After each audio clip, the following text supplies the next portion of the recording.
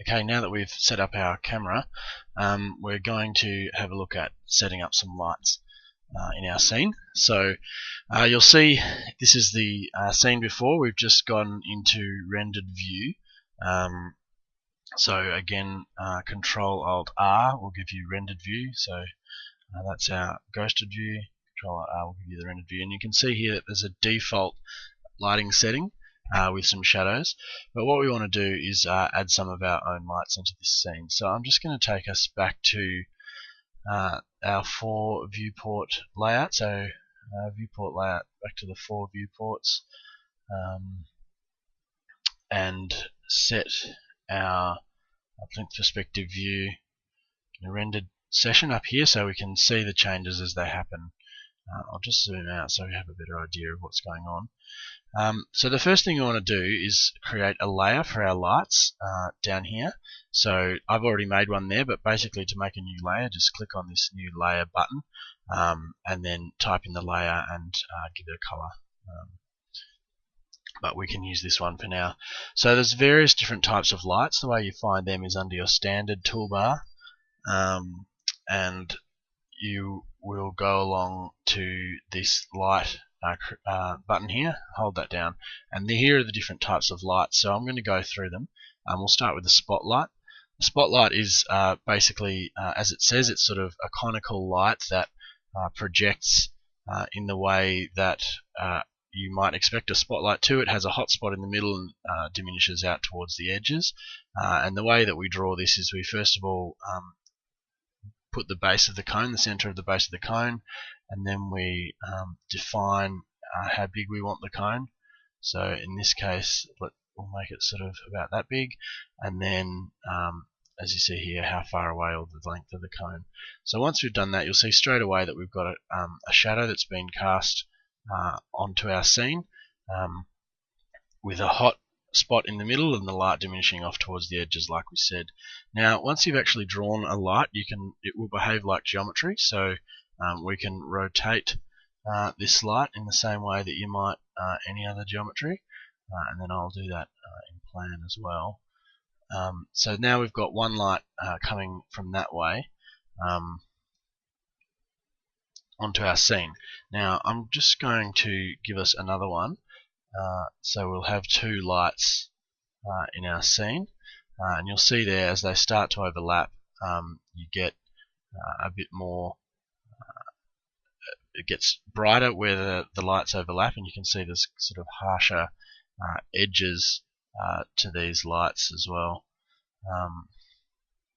So now I've got these 2 lights in our scene, and what we can do is we can start adjusting the different settings of the light. So you'll see that inner circle there.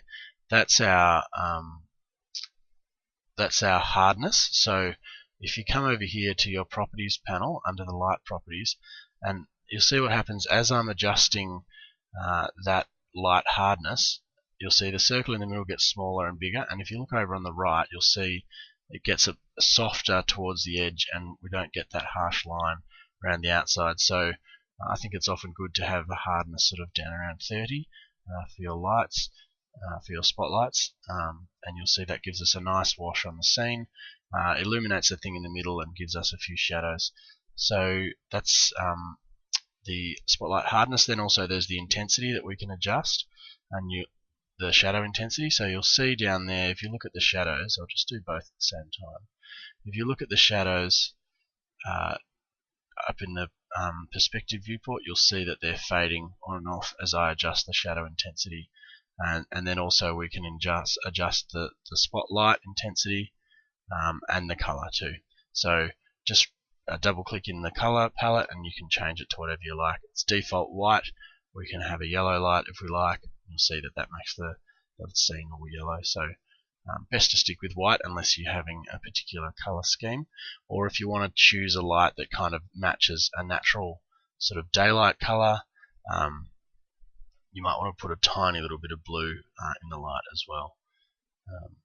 Okay, so that's spotlights. The next one, I'll just hide those. The next one I'm going to show you, so you'll see when we delete the lights or hide the lights in this case, we go back to the default lighting scheme, which is a lot brighter.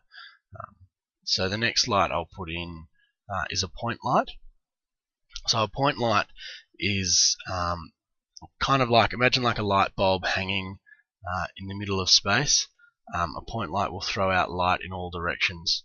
So if I just put that in the middle of space, and then what I need to do is turn my shadow intensity right down, you'll see our light there is throwing light in all directions equally, and you can see the way that that works on the walls with those hot spots.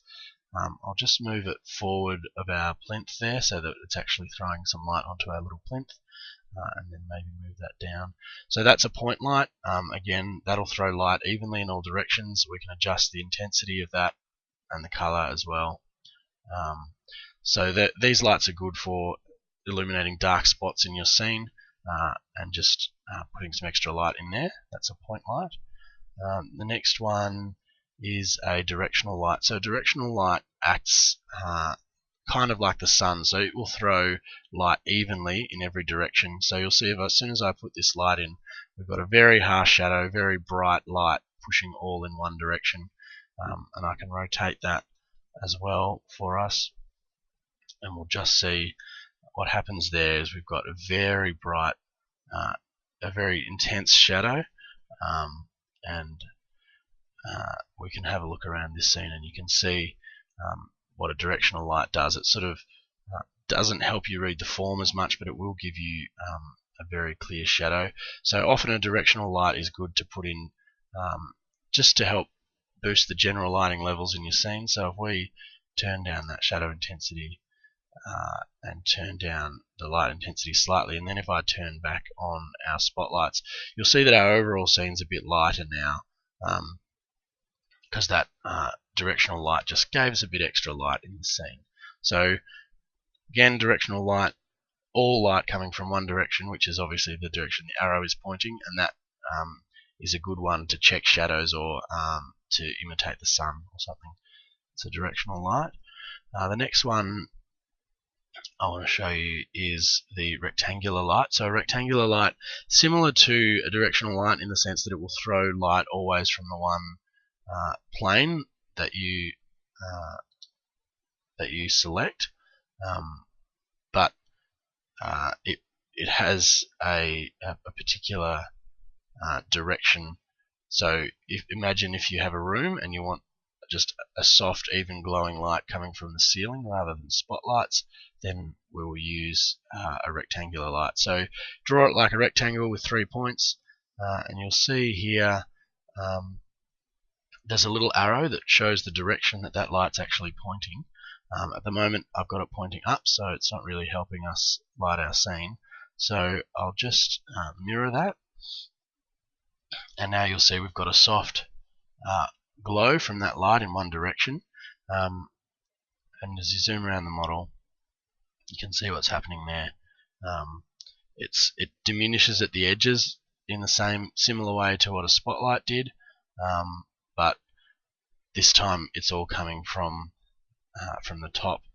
I can mirror this and give us a light from the front as well, or from an angle. So now we've got our rectangular light coming from the front. This can be a good one for putting in just quickly to get a realistic looking scene, without having to fill around with too many other types of lights. So this, I'm just showing you what happens when we rotate that around. So we get quite an accurate looking scene just with the one light. So that's the rectangular light. And then the last one that I'll show you is this linear light. So a linear light is, imagine like a fluorescent tube. It will just, in the same way that a point light throws light all out from a single point, this will throw it all out from a single line. So you can see what's happening there. If I just move that down to here and out, you'll be able to see the way that that's throwing light in a line from end to end, and then it sort of bursts light out one end. So we can scale these as well. So I'll just bring that down, and now we'll put it as, imagine a series of fluorescent tubes over our scene, like in a museum or something. But you'll see what happens there is when we add the lights up, the more lights we put in, the more intense our scene, the lighting in our scene gets. So if we're going to have multiple lights, we just need to turn the intensity right down. So that is the linear lights. Now we've seen all of the lights, so the best thing you can do is have a play with each of them and get comfortable with how they work. Remember, you can put them on a layer and you can turn them on and off. So these were the spotlights I had before. Obviously, lights are really helpful to give you a quick view of your scene. You can take some snapshots and get a good sense of the volumes and the shapes. Next week we're going to cover rendering, so we'll look at mapping materials onto surfaces and some other settings there as well, to do with exporting file size and everything with rendering. So have a play with lights this week, and next week we're going to look at rendering more for your model in your photo montage. Have a good week and enjoy learning and practicing Rhino.